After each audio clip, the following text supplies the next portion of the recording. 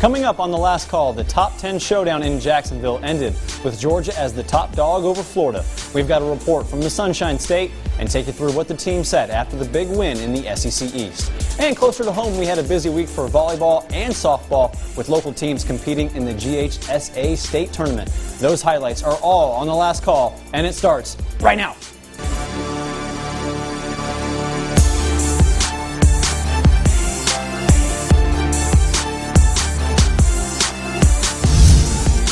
Welcome back to the last call. I'm your host, Justin Holbrook.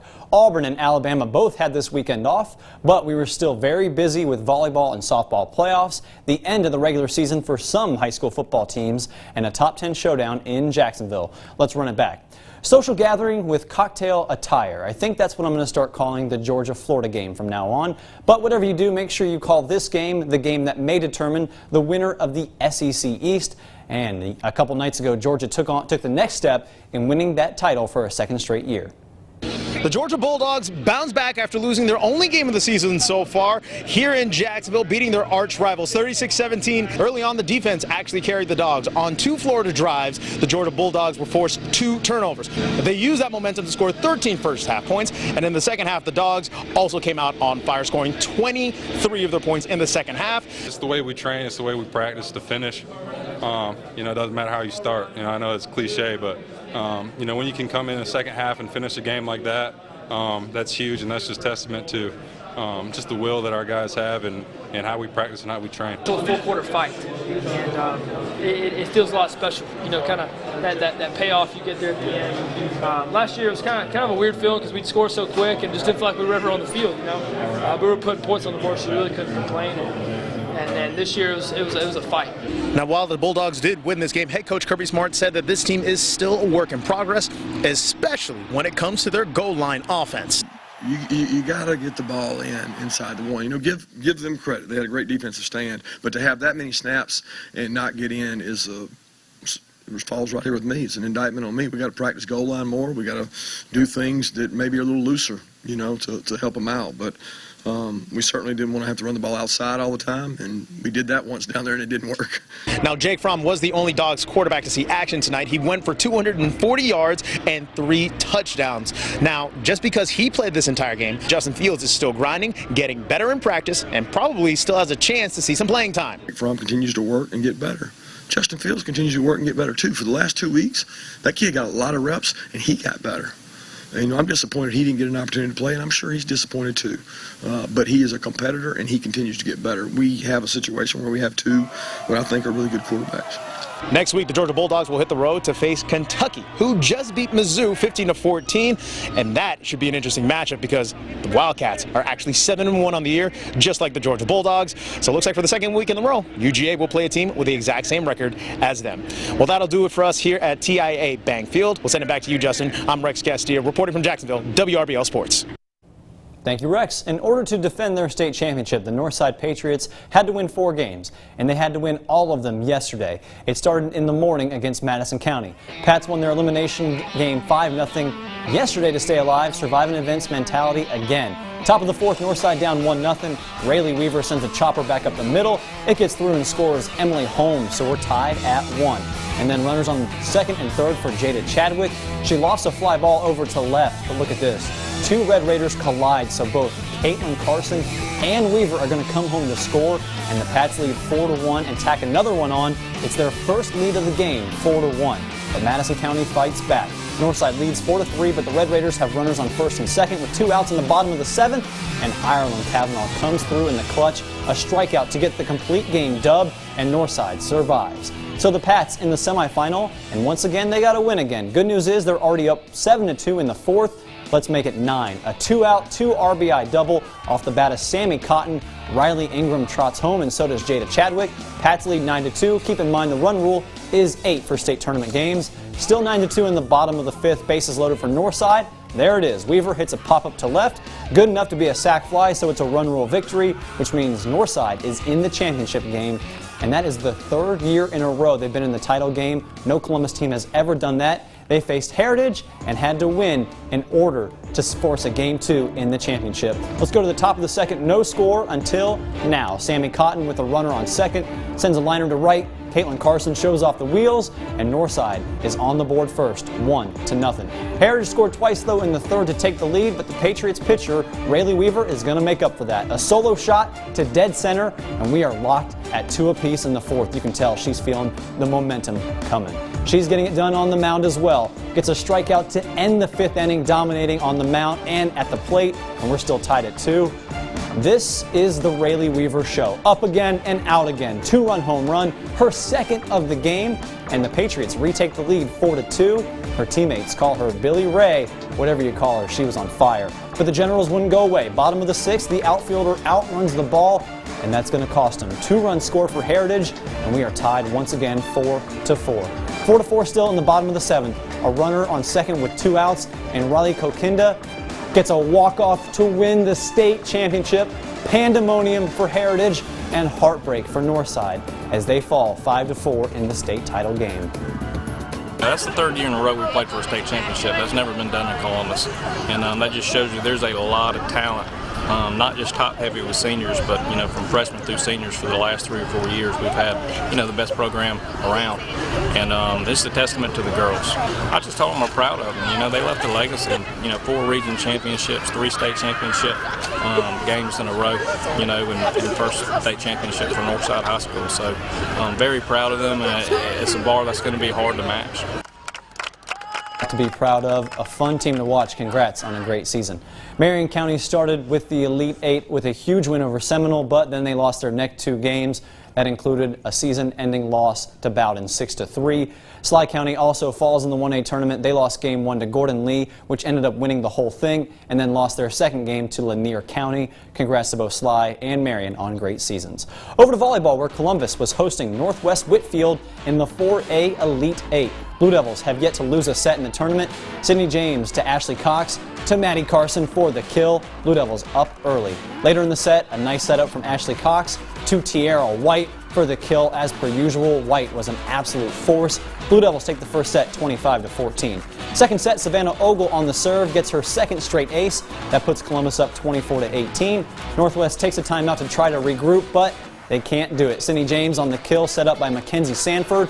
Blue Devils win set 2, 25-20. They take the third set easily and advance to the Final 4. Northside Volleyball also in the Elite 8, but they did not have the same success as Columbus. Patriots fell in 3 sets, so their season comes to an end as well. All right, still to come on the last call, we take a look back at the best games from Week 11 of the Prep Zone as some teams wrap up the regular season with playoff spots and region titles hanging in the balance.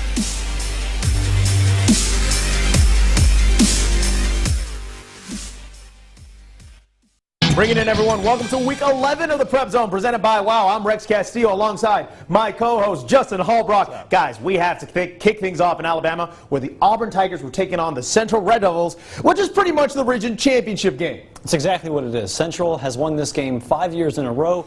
Could the Red Devils repeat history, or will Auburn finally break the Devil's curse? Let's I like do that. Speaking of history, here's a look at the 1993 Central football team, the first and only in school history to win a state championship, region title on the line, and it sure felt like it. Red Devils' first drive, a low snap, it's handled.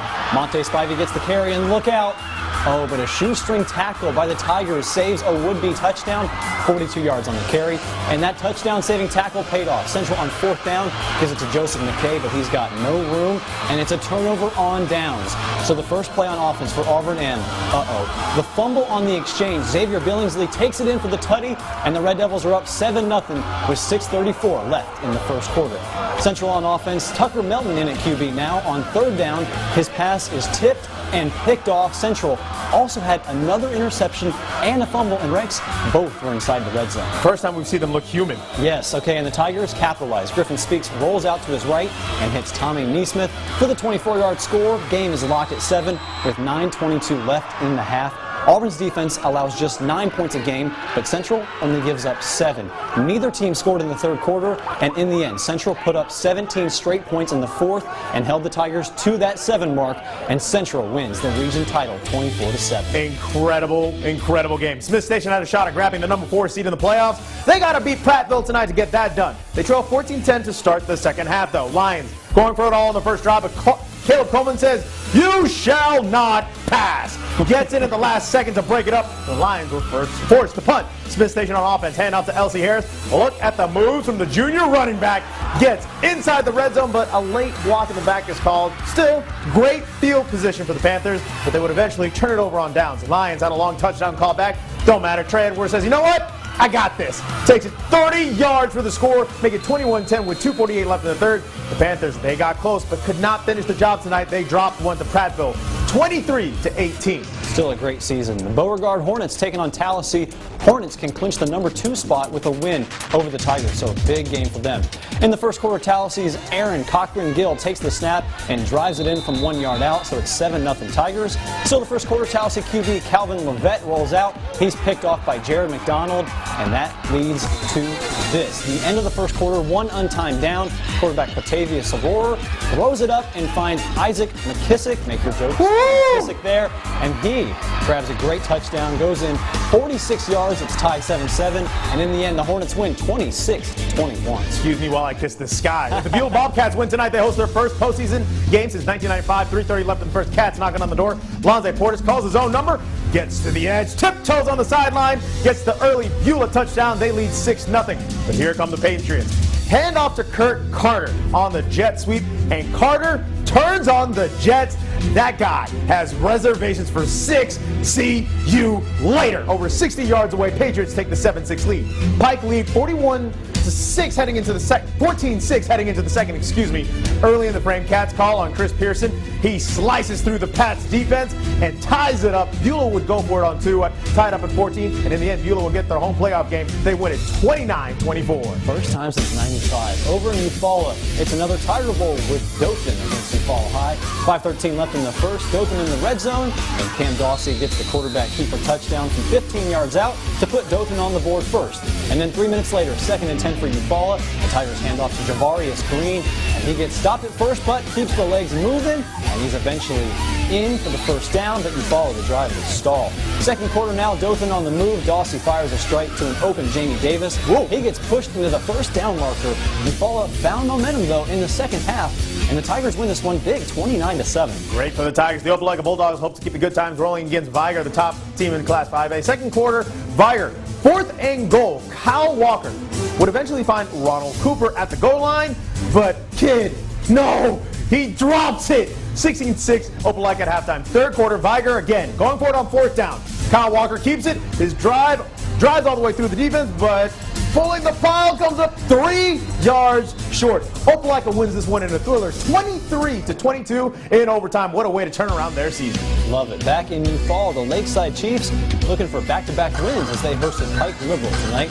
Chiefs were on the move off the play-action pass. It's Christian Beasley who gets the rock, turns upfield, and check out the toughness from this guy. Gets the first down and carries 3 Patriots for it. Man, that's effort right there. But a few penalties push the Chiefs to 3 and a mile time. There's some trick plays. Jace James catches it, then a quick lateral to Jakari Richardson, but the hook and ladder does not work, and the drive stalls. Next pass drive, Cody Hollis with the quarterback keeper just goes straight up the gut, gets the first down and more. Pike Liberal would keep running to a win as they beat Lakeside 28-21. Valley defeats Charles Henderson 26-20 as the Rams are back in the playoffs, baby, in Region 4-1A. In the Region 4-1A championship game, the Lynette Panthers dominate Billingsley 42-0 tonight. Wow. Another title for Lynette. Lafayette beats Horseshoe Bend 35-6, and Notasoga, they would fall to Wadley 33-6. Back here in Georgia, the world of Region 1-4A is just bananas. We have a lot of teams clawing at each other for a playoff spot, and it's just insane, isn't it, Justin? It really is. With the records this close, this late in the season, the playoffs might as well start now, and why not start with a great matchup that kicked off right here in Columbus? Let's do it over at Connect Stadium. The Northside Patriots and the Hardaway Hawks squared off. In the first, Patriots call on Fred Davis Jr., and look out! Davis, with a nasty cut, slices through the Hawks defense. He will not be brought down until he's inside the red zone. That would set up this. Northside thought they could capitalize. They have to settle for a field goal, though. Cade Werner lines it up, bounces it off the upright. You know what? Still good. Here come the Hawks, though. A few snaps later, Dominique Ford calls his own number, gets around the outside, and this Ford has some speed. Gets to the outside, sprints it to Pater, put him up, ref. That's a Hawks touchdown. In the end, though, Northside survives with a 31-28 lead over the Hawks. Might have killed their playoff chances. Marion County has been the class of Region 4 1A so far this season, going undefeated to this point. And tonight, their final test before that title game against Taylor County. First quarter on 4th and 17. Trice McCannon can throw rainbows, and he finds Josh Rogers for a 27-yard touchdown. Eagles strike for 7-0. That's not the last time you're going to hear Rogers. Next Marion County possession, the workhorse Trayvon Matthews powers it out from 2 yards in, and touchdown Marion County 14-zip. At the end of the first half, 4th and 5 for Taylor County. Quarterback Javin Ford scrambles, and I told you Rogers was going to come back, and there he is. A huge interception right there, and Marion County keeps Taylor County off the board, winning 24-0. Wow, incredible. Sly County at home facing the Vikings before their championship game next week. They wasted no time showing why they're in the title game. Hand off to Trey Sampson. He finds some green. He only has one man to beat, but he's brought down. Big game nonetheless, though. Sly inside the red zone. Here comes Garrett Peavy. Hand off to Zaman Ross, and Ross finds a hole. Jukes a man hard. Clean up on aisle 7. Ross finds Paradise with the Wildcats on another touchdown. A few minutes later, Sly County inside the red zone yet again. This time, hand off to Trent Bivens. Spoiler alert, another touchdown for Sly County. Sly had over 30 points before halftime. They win this one big, 45-0. They'll meet Marion County in that title game. We can't wait for it. Brookstone was on the road in Region 4 1A crossover week. They end up on the wrong end of a 43-39 shootout. And meanwhile, Harris County is going to fall tonight to Bainbridge 49-0, and Troop stays undefeated heading into their region championship game next week. Maybe Central Carroll 49-27. Columbus gets back on track. They knocked off Doherty 34-6 last night. Chaco pitches a shutout tonight in Bankerton 48-0.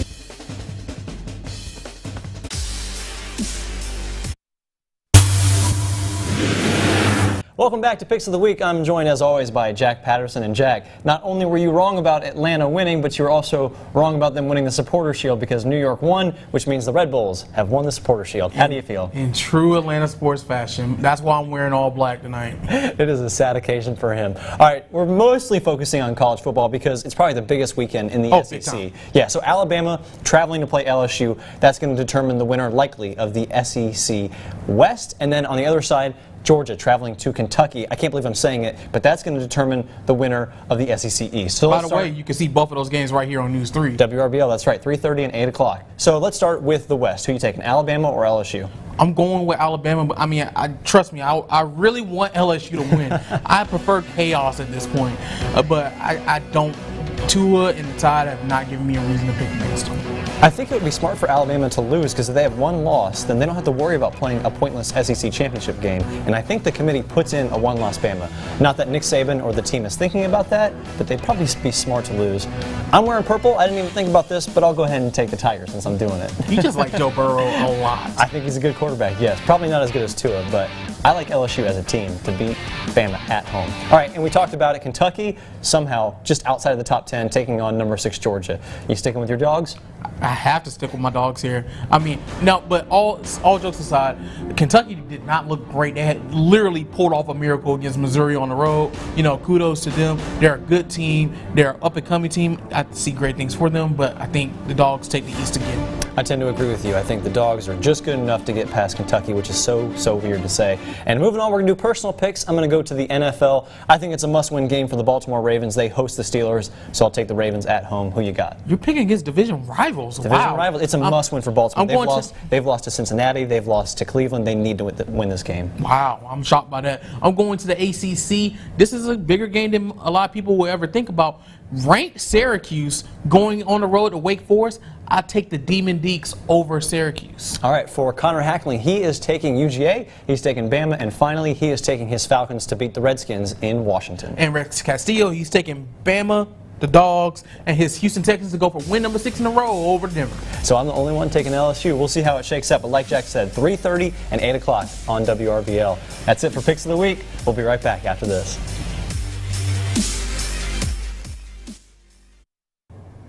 Last week, the CSU soccer team claimed its 6th straight Peach Belt Conference regular season title, which matches the Cougar streak from 2005 to 2010.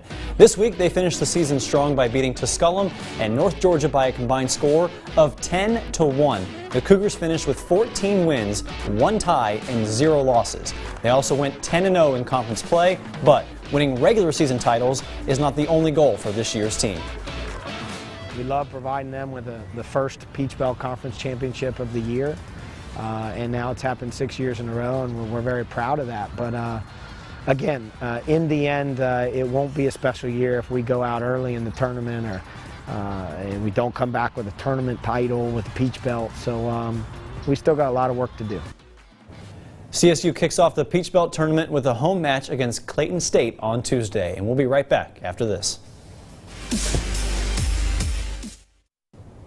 You'll excuse me for being a little emotional today. This is Ashley's last day anchoring. She's been here for quite some time with WRBL. Ashley, it's been a pleasure to anchor with you on the set and be a co-worker. It's been my pleasure as well, Justin. Thank you so much for everything. Tell the people where you're heading and your time in Columbus. What's it meant to you? Gotcha. So I'm going to be heading to WJCO. That's the ABC affiliate in Savannah. My first day is going to be on November 12th. News 3 has been my third station, but it's the first station that's felt like home. It's been a long journey to finally being able to get an opportunity to be on camera, and News 3 did that when nobody else would, and I will be forever grateful to News 3 for that. Well, it's people like you that make it feel like home. Thanks so much, Ashley. Everyone appreciates your time here. Thanks for watching The Last Call. Same time next week.